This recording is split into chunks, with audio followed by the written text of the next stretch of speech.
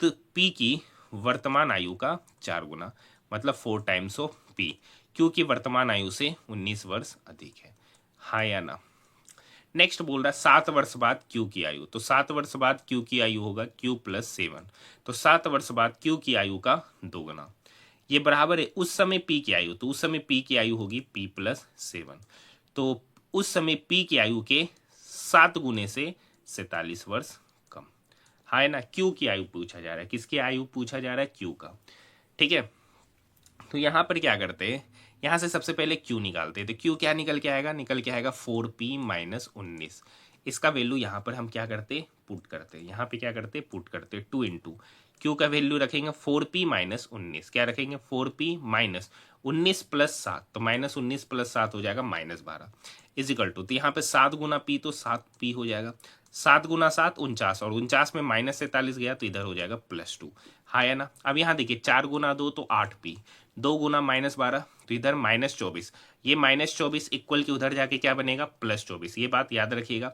ये 7p equal के इधर आके क्या बना? -7p, और इजिकल टू -24 इक्वल के उधर गया तो +24, और इधर 2 तो पहले से ही है। 8p में से 7p गया तो हो गया p, तो p बराबर हो गया 24 + 2 26। आपसे q की वर्तमान आयु पूछा है, तो q की वर्तमान आयु हो जाएगा, p का वैल्यू 26 रखेंगे तो 4 गुना 26 माइनस 19, 4 गुना 26 104, 104 में 19 गया तो हो जाएगा 85 वर्ष, तो क्यू की वर्तमान आयु 85 वर्ष, ऑप्शन नंबर फर्स्ट।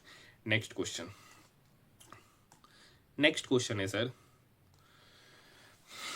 ए किसी कार्य को 11 दिन में करता है, ए किसी कार्य को 11 दिन में, बी उसी कार्य को 19 दिन में करता है, और वे 6 दिनों तक एक साथ कार्य करते हैं, तो कितना भाग बचा हुआ है? तो सबसे पहले 11 और 19 का एलसीएम, तो 11 और 19 का एलसीएम होगा 11 गुना 19, क्योंकि ये दोनों आपस में प्राइम नंबर है।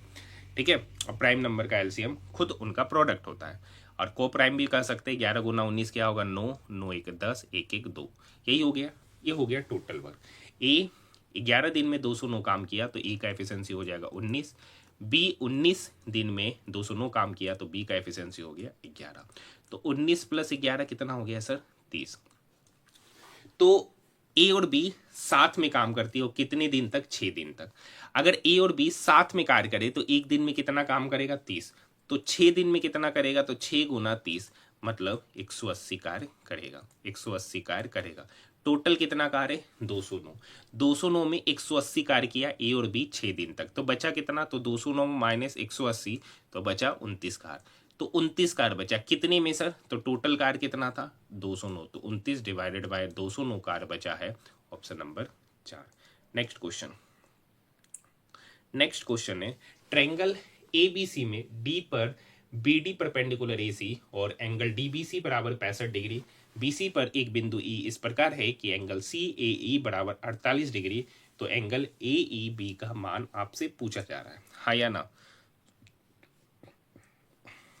देखिए ट्रायंगल एबीसी है, ए बी सी कर रखा है ना, बीडी परपेंडिकुलर एसी, मतलब एक लाइन बीडी है जो एसी पर परपेंडिकुलर है, तो यहाँ पे एंगल बना रहा है 90 डिग्री। अब कह रखा बीसी पर एक बिंदु ई इस प्रकार है, मतलब इस बीसी पर एक बिंदु ई इस प्रकार है, तो यहाँ पर एक बिंदु है ई, जिससे सी ए ई, मतलब ये एंगल दे दिया 48 डिग्री। हाँ या ना? अब एक बात बताइएगा सर, और भी कुछ कहानी दे रखी है, डीबीसी 65, डीबीसी मतलब ये एंगल है 65 डिग्री। अब बताइएगा ये 65 ये 90, तो ये कितना होगा?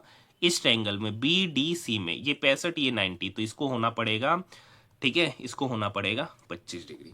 आपसे पूछा जा रहा ए ई बी ये वाला एंगल, तो ये वाला एंगल पे बात करेंगे, तो एक बात समझिएगा कि ये एंगल है 48, ये एंगल है 25, और ये इसका एक्सटीरियर एंगल है। तो एक्सटीरियर प्रॉपर्टी क्या होता है? एक्सटीरियर एंगल प्रॉपर्टी होता है कि ये वाला जो बाहर वाला एंगल होता है दो अपोजिट इंटीरियर एंगल के सम के बराबर होता है, तो 48 + 25 कितना हो जाएगा? 73 डिग्री, मतलब ये वाला एंगल 73, ऑप्शन नंबर फर्स्ट। यहाँ तक बात समझ में आई?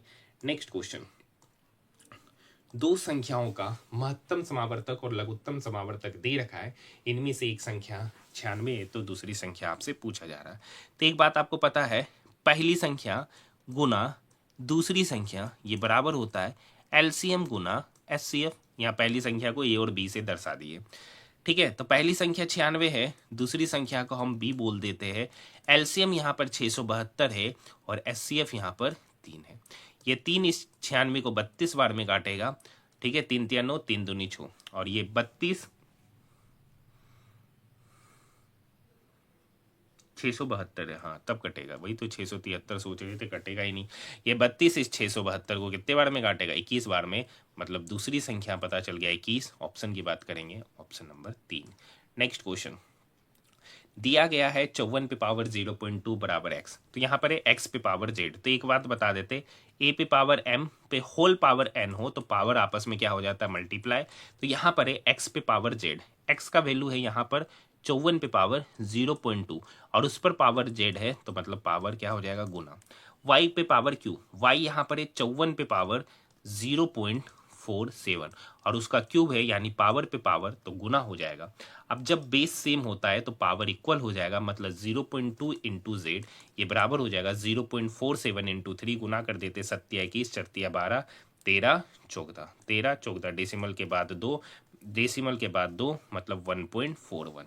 तो 0.2 जेड बराबर 1.41, तो जेड बराबर हो जाएगा 1.41 बटे 0.2। डेसिमल हटाएंगे, यहाँ से डेसिमल हटाएंगे तो नीचे 10 आएगा। ये इसको काटेगा 2 सती 14, ठीक है 70, 2 पंचे 10। 70.5 को 10 से डिवाइड करेंगे तो हो जाएगा 7.05।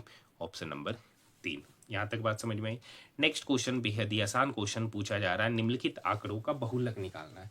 बहुलक होता है सर कौन सा डाटा सबसे ज्यादा बार रिपीट हुआ है। 81 गिनते हैं तो 81 एक ही बार है पूरा में। 67 देख रहे 1, 67 भी कितना बार है? 1। 70 देखते, 70 1, 70 भी एक बार है। 75 1 1 1 1 1 2, 75 कितना बार है? 2 बार। तो कौन सबसे ज्यादा बार रिपीट हो रहा? 75। तो बहुलक इसका 75, ऑप्शन नंबर 4। नेक्स्ट क्वेश्चन, 2 उम्मीदवारों के बीच हुए एक चुनाव में 87% पंजीकृत मतदाताओं ने मतदान किया और 5% मत अवैध घोषित हो गया। तो आज का जो हमारा मैथ का प्रश्न जो मैं आपके लिए होमवर्क दे रहा हूं वो है क्वेश्चन नंबर 7। आपको पता है हर एक सेट में जो अभी आपको डेली करा रहे हर सेट में ये क्वेश्चन है। तो आज का होमवर्क यही है। कमेंट सेक्शन में कमेंट करके जरूर बताइएगा कि मैथ का क्वेश्चन नंबर 7 का सही उत्तर क्या होगा। मैथ का क्वेश्चन नंबर 7 का सही उत्तर क्या होगा, क्योंकि आपको एक बात पता होगा कि मैं डेली आप सभी स्टूडेंट के लिए एक मैथ का क्वेश्चन और एक रीजनिंग का क्वेश्चन डेली आपको होमवर्क देता हूं, ताकि इससे मुझे भी पता चले कि कितने ऐसे स्टूडेंट हैं जो डेली सिर्फ वीडियो को देखते ही नहीं है, कम से कम साथ में क्वेश्चन को प्रैक्टिस करते हैं और उसका सही उत्तर देते हैं। पिछले वाले वीडियो का मैं सही प्रश्न का जो जवाब दिए थे उनमें से एक है रंजीत कुमार जी और एक है विकास राज। इन दोनों ने अभी तक कमेंट्स किया है और सही कमेंट किया। नेक्स्ट क्वेश्चन की ओर हम लोग बढ़ रहे हैं। तो क्वेश्चन नंबर 7 का जवाब जरूर दीजिएगा। ऐसा नहीं है कि हार्ड है, आसान है। इस टाइप के बहुत सारे क्वेश्चन ऑलरेडी डील कर चुके हैं। अब देखिए किसी संख्या में 100% की वृद्धि करने पे ये हो गया। तो 100% का फ्रैक्शन वैल्यू कितना होता है? 1। तो 1/1। तो वृद्धि हुआ तो 1 पर 1 का वृद्धि हुआ तो कितना हो गया? 2। मतलब 1 यूनिट का चीज कितना हो गया? 2। और 2 यूनिट का ही वैल्यू यहाँ पर दे रखा 2740। तो 1 यूनिट का वैल्यू कितना होगा? तो 1 यूनिट का वैल्यू हो जाएगा 1370। तो संख्या कितना है? तो संख्या 1 यूनिट है और 1 यूनिट का ही value 1370। Option number first. Next question, Shaan ने कुछ शार्पनर 150 रुपया प्रति दर्जन की दर से खरीदे। उसने उन्हें 19 रुपया प्रति शार्पनर की दर से बेच दिया। देखिए 150 रुपया प्रति दर्जन खरीदा, 150 रुपया प्रति दर्जन, तो एक पीस का सीपी कितना होगा? तो 150/12। तो 12 एकम 12, 3 0, 12 दूनी 24, 6 12 पंचे 60, मतलब 12.5 रुपये में खरीदा। और बेच कितने में रहा है सर? 19 रुपया में। तो 12.5 में खरीदे, 19 रुपया में बेचे। तो यहाँ पे डिफरेंस कितना है? तो 19 में से अगर हम 13 घटाएंगे तो 6 आएगा। तो 6.5 रुपया का लाभ हो रहा है। कितने पे सर? 12.5 पर। तो 100 पर कितना? तो 100 पर कितना? ये डेसिमल और ये डेसिमल क्या हो गया? चला गया। आप समझिएगा 25 चौक 100, 25 पंचे 125। ये 5 इस 65 को 13 बार में, तो ऊपर बच गया 13 गुना 4 52। Option number 4। नेक्स्ट क्वेश्चन, सपना ने 22,800 रुपये की धनराशि में से आंशिक धनराशि 14% वार्षिक साधारण ब्याज दर पर और आंशिक धनराशि 7% वार्षिक साधारण ब्याज की दर पर निवेश किया। यदि 6 वर्षों के बाद दोनों निवेश से बराबर ब्याज अर्जित होता है, ये भी क्वेश्चन बहुत बार करा चुके हैं, कर रखा है। तो देखिए 22,800 रुपए की राशि है, ठीक है। तो मान लेते हैं x रुपया दिया, ठीक है, 14% की दर से ब्याज पे लगाया, तो y रुपया लगाया 7% की दर से, और x प्लस y का ही सम है 22,800। अब क्या रखा है 6 वर्ष के बाद समान ब्याज मिलता है, तो यानी x का 14% की दर से 6 साल का ब्याज ये बराबर होगा y का 7% की दर से 6 साल के ब्याज के बराबर होगा। तो देखिए ये 600 क्या हो जाएगा, कट जाएगा। तो हमको इतना स्टेप लिखना नहीं है, हमको इतना स्टेप लिखना नहीं है, क्योंकि ये काम हम आपको बहुत बार बता चुके। तो डायरेक्टली यहाँ पे क्या करेंगे कि x का जो 14% होगा वो बराबर हो जाएगा y के 7% के। तो ये 7 इस 14 को काटेगा 2 बार में, तो 2x बराबर y, तो यहाँ से x बटे y निकल के आएगा डायरेक्ट 1/2। आपको ये काम डायरेक्ट करना है। क्यों करना है, बात समझ में आ गया। अब बताइए इस दोनों का योग कितना है, 2 + 1 3 यूनिट, और यहाँ पे 3 यूनिट का वैल्यू दे रखा है 2 2 8 00। तो 1 यूनिट का वैल्यू कितना होगा, 3 सत्ते 21 1 3 छक 18 7600।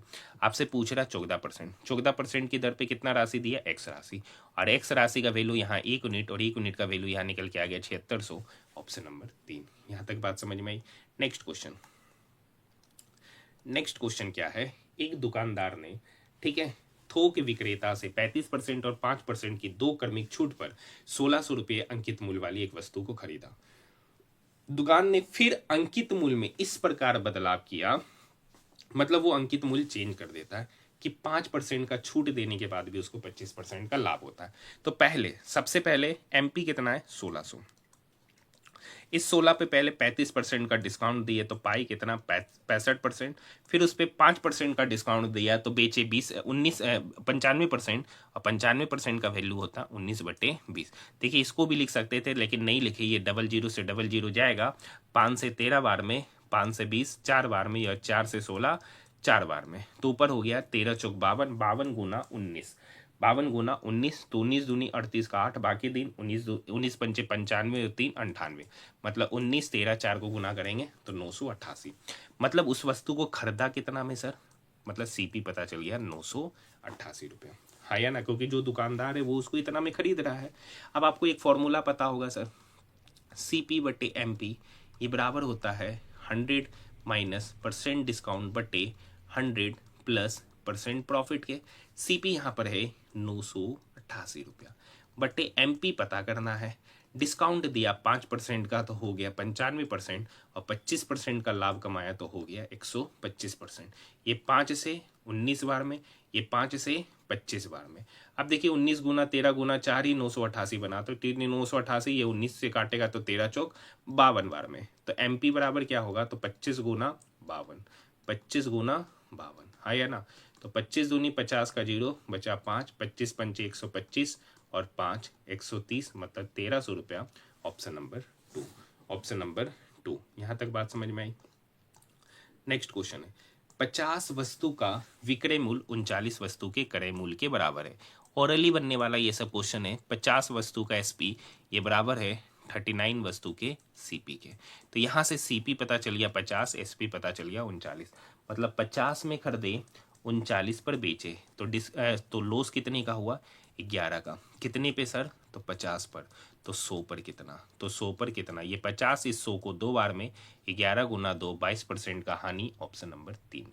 नेक्स्ट क्वेश्चन है, यदि किसी गोले की त्रिज्या 2.8 है तो उसका वक्र पृष्ठीय क्षेत्रफल, तो गोले का वक्र पृष्ठीय क्षेत्रफल होता है 4 पाई आर स्क्वायर। 4 इंटू पाई का वैल्यू है 22/7, आर स्क्वायर मतलब 2.8 इंटू 2.8। अब ये 7 इस 2.8 को काटेगा 0.4 बार में, यहाँ पर हो गया 22 चौक 88 और गुना, ठीक है, 2.8 इंटू 0.4। तो जब इसको आपस में गुना कीजिएगा तो ऑप्शन नंबर 3 निकल कर आ जाएगा, यही इस क्वेश्चन का सही उत्तर कहलाएगा, हाँ या ना। नेक्स्ट क्वेश्चन की ओर बढ़ रहे हैं। क्वेश्चन नंबर 14, 65% और 24% की 2 क्रमिक छूट किस एकल छूट के बराबर है। तो एकल छूट का फॉर्मूला हो जाएगा x plus y minus x y बटे 100। तो x यहाँ पर प्लस 65%, y यहाँ पर प्लस 24 माइनस 65 गुना 24/100, हाँ या ना?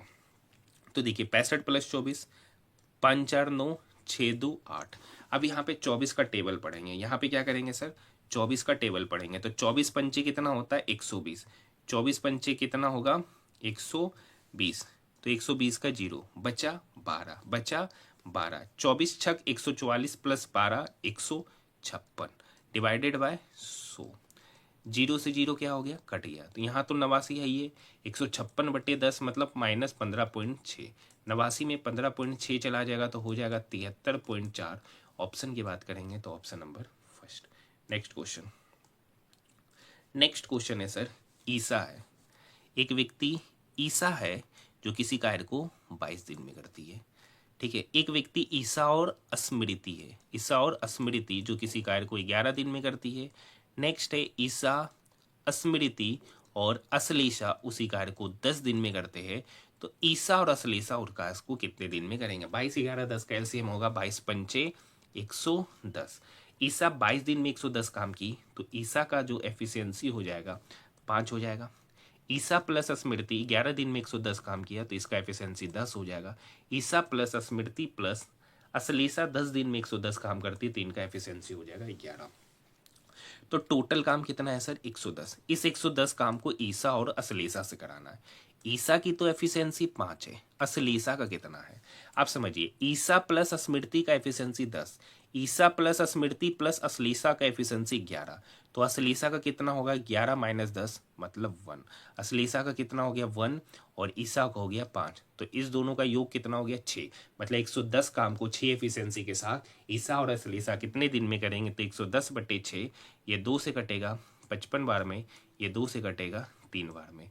तो इसका सही उत्तर हो जाएगा 55/3 days, 55/3 days, option number 3।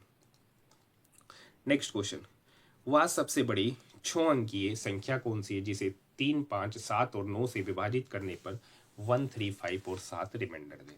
Option से ही चलना सही रहेगा। देखिए सबसे पहला संख्या 3 ले लेते हैं। अगर इस नंबर को 3 से डिवाइड करें तो रिमाइंडर 1 आना चाहिए। तो देखिए अगर यहाँ पर देखते हैं, यहाँ पर देखते हैं 8 9 3 है, तो 3 में इसका रिमाइंडर 1 आना चाहिए, तो रिमाइंडर 1 घटा देंगे, तो यहाँ 3 की जगह कितना हो जाएगा 2। तो क्या इसका सम 3 से डिवाइड है? तो 8 2 10, 3 से डिवाइड हो रहा नहीं, ये ऑप्शन तो खत्म। अब यहाँ 5 है, तो 5 में रिमाइंडर 1 आना चाहिए, तो एक घटा देंगे 4। 3 से वही नंबर लगेगा जिसका डिजिटल सम लगेगा, तो 8 से 14 4 18, ये लगता हुआ नजर आ रहा है। ठीक है, नेक्स्ट पे बात करते हैं। यहाँ पर देखिए 8 है ना, तो एक घटा देंगे तो कितना हो जाएगा 7। तो 8 7 15, डिजिटल सम 3 से लगेगा, क्योंकि ये 9 9 9 तो लगता ही लगता है। यहाँ पर है 8 में एक घटाएंगे 7, क्या 7 3 से लगेगा? नहीं, तो ये ऑप्शन और ये ऑप्शन गया। 5 पे बात करेंगे। 5 से डिवाइड करने पे रिमाइंडर 3 आना चाहिए, 5 से डिवाइड करने पे रिमाइंडर कितना आना चाहिए 3, तो ये दोनों तो ऑप्शन चला गया। अब यहाँ पे तो रियल में 5 था, देखिए यहाँ पे रियल में कितना है 5, हाँ या ना? अब देखिए 5 से विभाजित करने पे 3 आना चाहिए, तो अगर हम 5 में हम 3 घटा देते तो इसका यूनिट डिजिट पे क्या आएगा 2। और जब इसका यूनिट डिजिट पे 2 आ जाएगा तो क्या जिसका भी यूनिट डिजिट पे 2 आ जाए वो 5 से लगेगा? नहीं, क्योंकि 5 से वही नंबर लगता है जिसका यूनिट डिजिट पे 0 और 5 हो जाता है। तो ये भी ऑप्शन खत्म, एक ही ऑप्शन बचता है, ऑप्शन नंबर 3। बाकी इसको बनाने का पूरा प्रोसेस क्या है, 3 5 7 और 9, 3 5 7 और 9 का एलसीएम हो जाता है 315। अब इस 315 को 6 अंक की जो सबसे बड़ी संख्या है उसमें क्या करेंगे, डिवाइड करेंगे।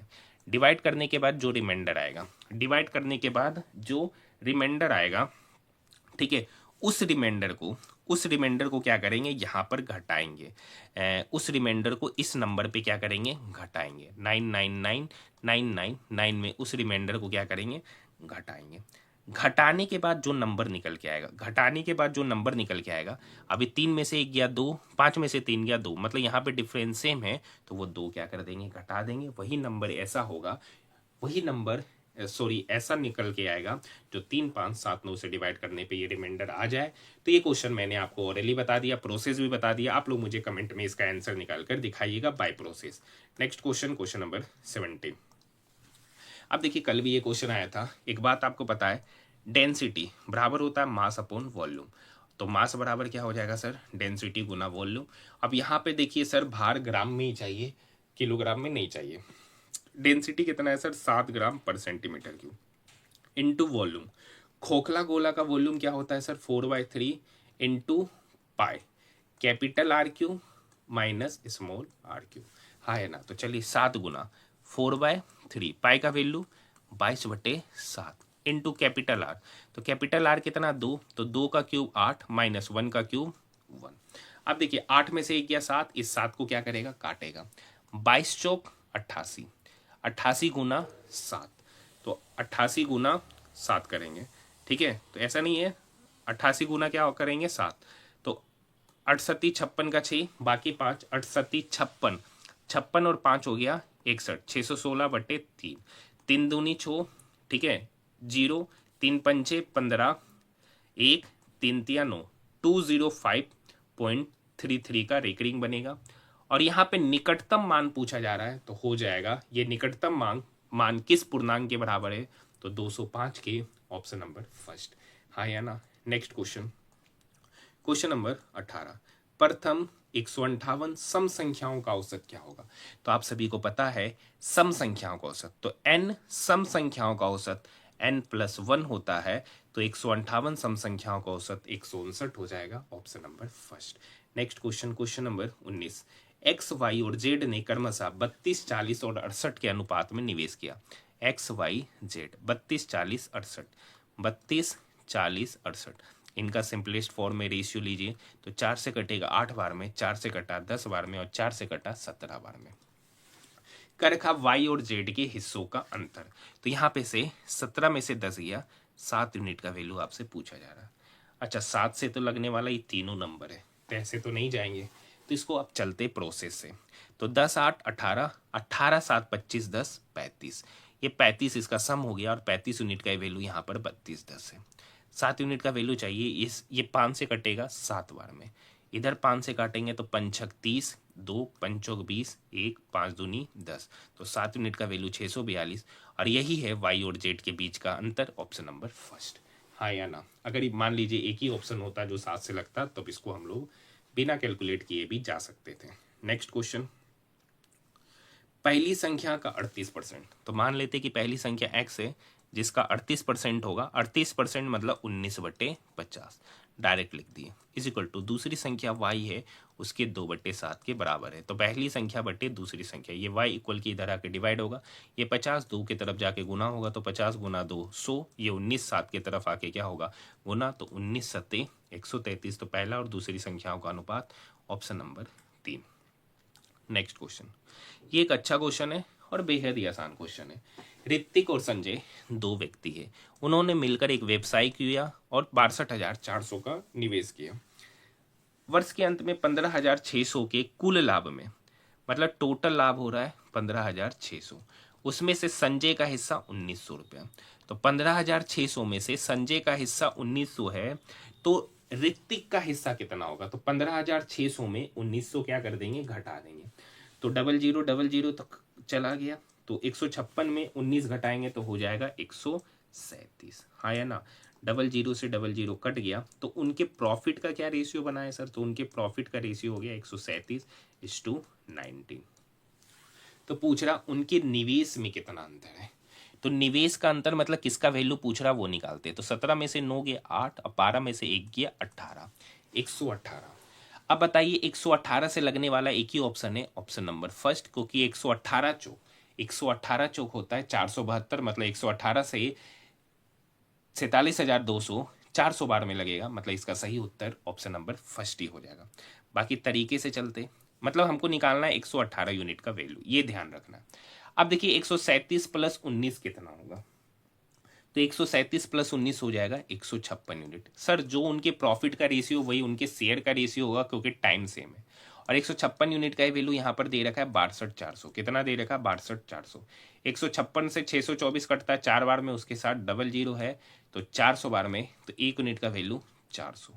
तो आपसे पूछा जा रहा उन दोनों का अंतर जो कि 118 यूनिट का है, तो 118 गुना 400, तो वही सेम वैल्यू निकल के आ रहा है 472,00, ऑप्शन की बात करेंगे, option number first. Next question, question number 22, बेहद ही आसान क्वेश्चन। -3/4 से +3/4 गया, 1 + 3/7 होता है 10/7, और ये 7 चला जाएगा ऊपर, तो हो जाएगा 7/10, ऑप्शन की बात करेंगे, ऑप्शन नंबर फर्स्ट। अब बताइए क्वेश्चन नंबर 23 तो बहुत बार बता चुके, अब डायरेक्टली कर रहे हैं। 47 पे पावर -11 बटे 47 पे पावर 16, तो 47 पे पावर -11 बटे 47 पे पावर 16। जब बेस सेम होता है, डिवाइड होता है, तो नीचे वाला पावर ऊपर जाकर घटता है। तो 47 -11 16 माइनस ऊपर जाएगा, तो -16 -11 -27। तो 47 पे पावर -27 इंटू 47 पे पावर -10। जब बेस सेम होता है तो पावर ऐड होता है, -27 -10, तो इधर हो जाएगा -37। तो 47 पे power -37, option number 2। Question number 24 एक बेहतरीन क्वेश्चन बोलते हैं और बेहद ही आसान क्वेश्चन है। ठीक है, बेहतरीन भी बोल रहे, आसान भी बोल रहे। कह रखा है कि एक यदि किसी निश्चित धनराशि पर दूसरे वर्ष के दौरान अर्जित ब्याज इतना है और ब्याज की दर 12% है। सर कितना है? 12%। 12% का फ्रैक्शन वैल्यू होता है 12/100, डेट मीन्स 3/25। अब देखिए सर, जो नीचे नंबर होता है ना, यहाँ पे टाइम 2 वर्ष दे रहा है, तो 25 का स्क्वायर 3 वर्ष होता है, तो 25 का क्यूब करते हैं। तो प्रिंसिपल क्या होगा? 25 का स्क्वायर मतलब 625 यूनिट। 625 यूनिट का 3/25, 625 यूनिट का 12% बोलेंगे तो 25 या 75 होगा। ये पहला साल ब्याज। दूसरा साल ब्याज क्या होगा? तो 625 का 3/25 75 होगा, लेकिन ये CI है तो ब्याज पे फिर से ब्याज लगेगा, तो 75 का 3/25, तो 25 या 75, 3 या 9। अब यहाँ पे क्या रखा? दूसरे वर्ष के दौरान इतना ब्याज प्राप्त होता है। यहाँ पे दूसरे वर्ष के दौरान कितना ब्याज प्राप्त हुआ? 75 + 9 84 यूनिट। कितना ब्याज हुआ? 84 यूनिट। और 84 यूनिट का वैल्यू यहाँ पर कितना दे रखा है? 9828। और आपसे पूछा जा रहा है धनराशि, जो कि कितना दे रखा है? 625 यूनिट। मतलब 625 यूनिट का वैल्यू आपसे क्या किया जा रहा है? पूछा जा रहा है। 84 यूनिट का वैल्यू इतना। तो सबसे पहले इसको 14 से काटते हैं। 14 छक 84, 14 सत्ती 98, 14 दूनी 28। अब ये 6 से लगेगा, 6 कम 6 एक मिनट, हाँ ठीक है, 6 कम 6 1 0, 6 कम 6 4 4 7 42, 117 यूनिट। एक यूनिट का वैल्यू कितना निकल के आया? 117। आपसे पूछ रहा है प्रिंसिपल, जो कि कितना यूनिट है? 625 यूनिट है। तो 625 गुना 117। अब क्या 625 को 117 से गुना करना आसान तो नहीं है, लेकिन यहाँ पे नंबर है 625। तो एक बार पता है कि 625 को जब हम 16 से गुना करते हैं तो 10,000 आता है। तो जब अपने मन से 16 से गुना कर रहे हैं तो अपने मन से 16 से क्या करेंगे? डिवाइड भी करेंगे। क्या करेंगे? डिवाइड भी करेंगे। तो 625 गुना 16, तो ये दिमाग में बैठ जाना चाहिए, लिखना नहीं है ये, भलो मैं आपको लिखने के लिए बता दे रहा हूँ, 10,000। अब आपको क्या करना है? 117 को 16 से क्या करेंगे? डिवाइड करेंगे। 117 को 16 से डिवाइड करेंगे तो निकल के आएगा 16 सत्ती 0.3125।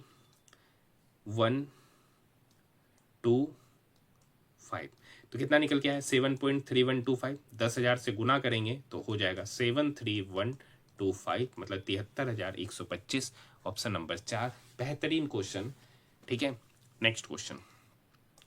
नेक्स्ट क्वेश्चन देखिए, कितना हलवा वाला क्वेश्चन आपसे पूछा है। एक व्यक्ति 72 km की चाल से चलकर एक पुल को 4.9 मिनट में पार करता है, तो पुल की लंबाई पूछा है, उसका लेंथ पूछा है, तो वो बराबर होगा स्पीड इनटू टाइम।